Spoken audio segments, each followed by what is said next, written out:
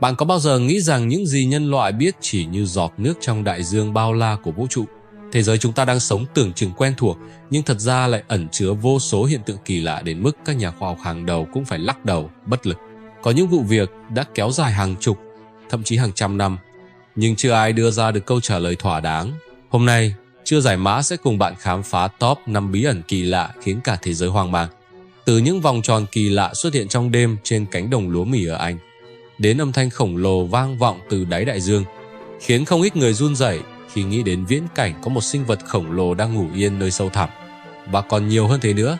Hãy theo dõi đến cuối, vì bí ẩn đứng ở vị trí số 1 không chỉ là một câu chuyện kỳ quái, mà còn là một trong những vụ việc rùng rợn nhất thế kỷ 20, khiến cả thế giới phải bàng hoàng. Top 5. Vòng tròn đồng ruộng, Crop Circles.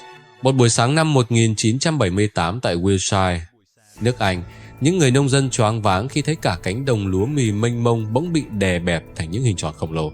Điều đáng kinh ngạc là các thân lúa không bị gãy nát mà uốn cong sát đất theo một chiều duy nhất, xếp thành vòng tròn hoàn hảo, đường nét sắc sảo đến mức tưởng như được vẽ bằng compa khổng lồ.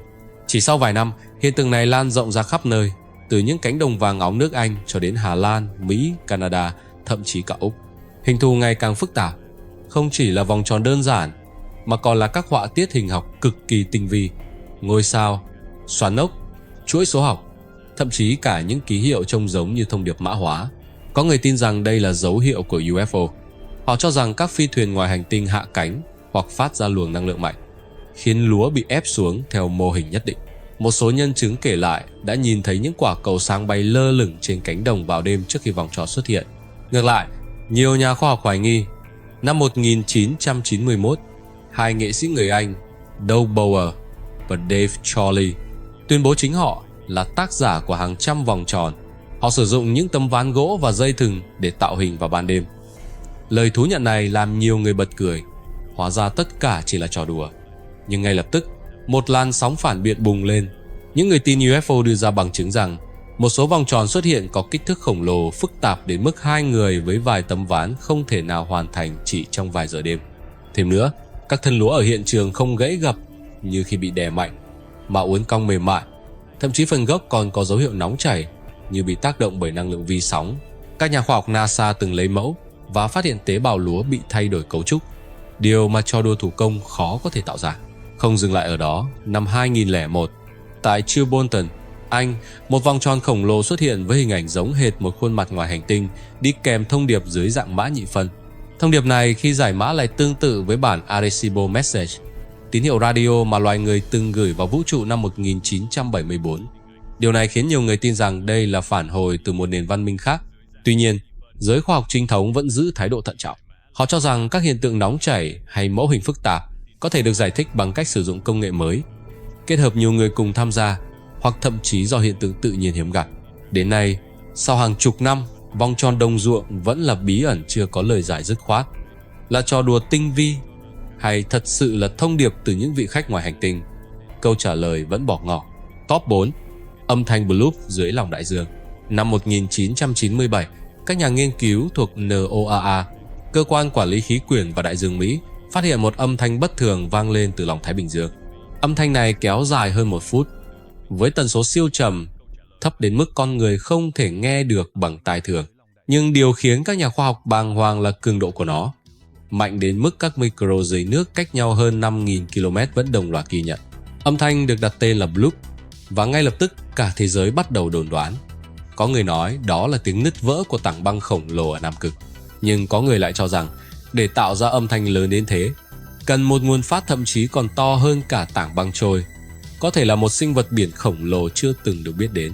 Truyền thông thời điểm đó còn ví von rằng đây là tiếng gọi của quái vật biển Cthulhu, nhân vật hư cấu của nhà văn H.P. Lovecraft.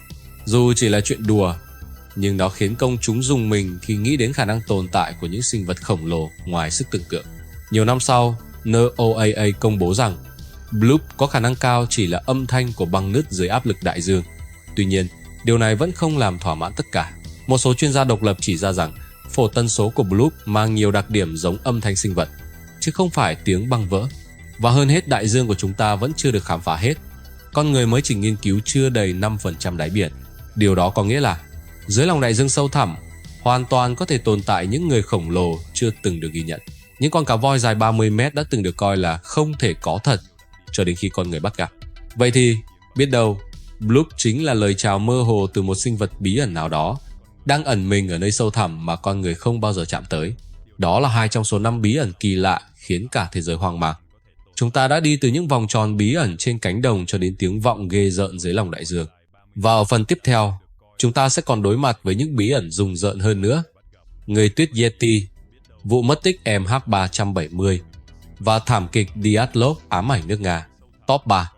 Người tuyết Yeti trên dãy Himalaya, trên những đỉnh núi tuyết trắng xóa của Himalaya, nơi tuyết phủ quanh năm và con người hiếm khi đặt chân tới.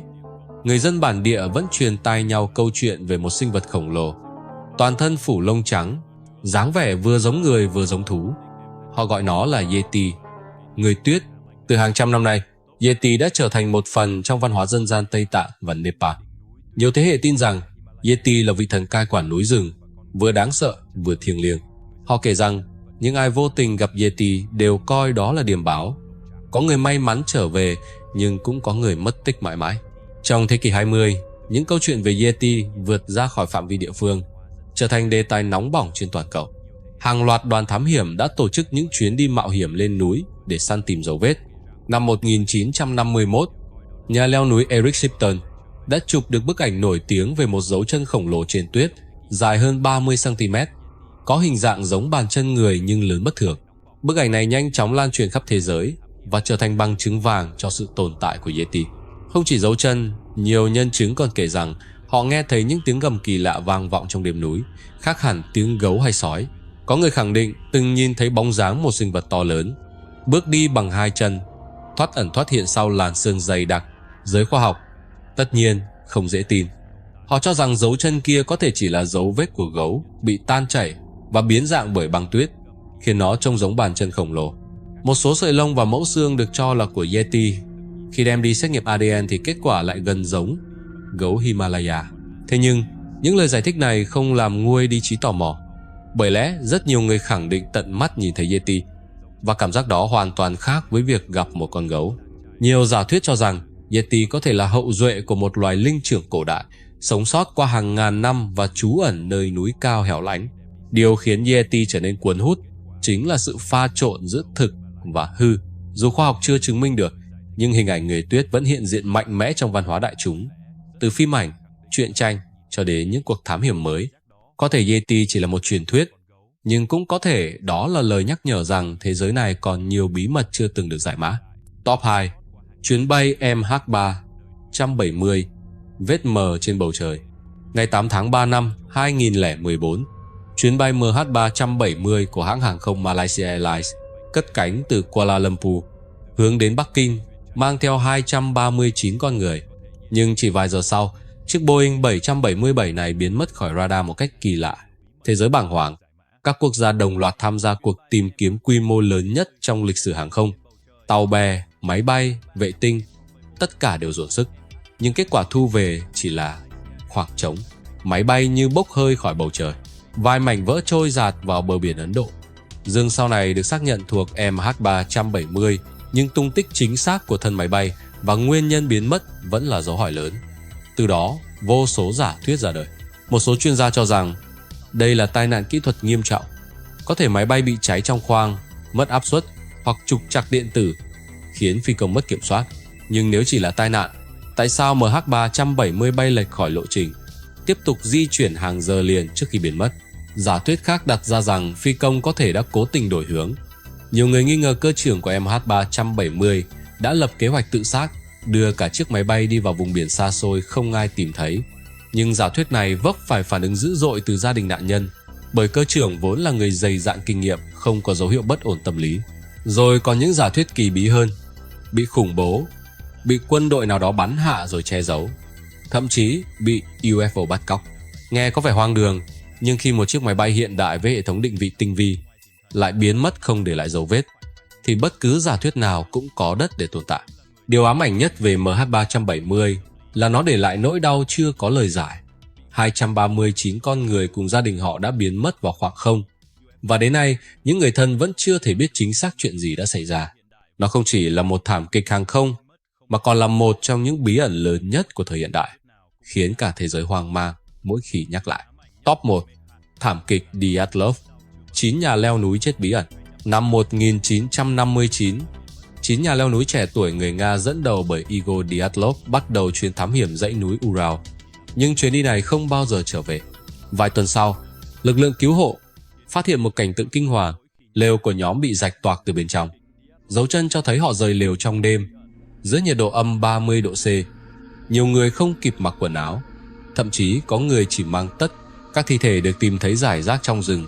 Có người chết vì hạ thân nhiệt, nhưng một số lại mang những vết thương khủng khiếp, xương sườn gãy vụn, hộp sọ vỡ nát, một cô gái mất lưỡi. Điều lạ lùng là cơ thể họ không có vết bầm dập bên ngoài, như thể bị một lực cực mạnh tác động từ bên trong. Các nhà điều tra Liên Xô lúc bấy giờ kết luận mơ hồ rằng họ chết vì một lực tự nhiên không xác định, nhưng điều đó chỉ làm bí ẩn thêm rùng rợn. Trong hơn 60 năm qua, vô số giả thuyết được đưa ra.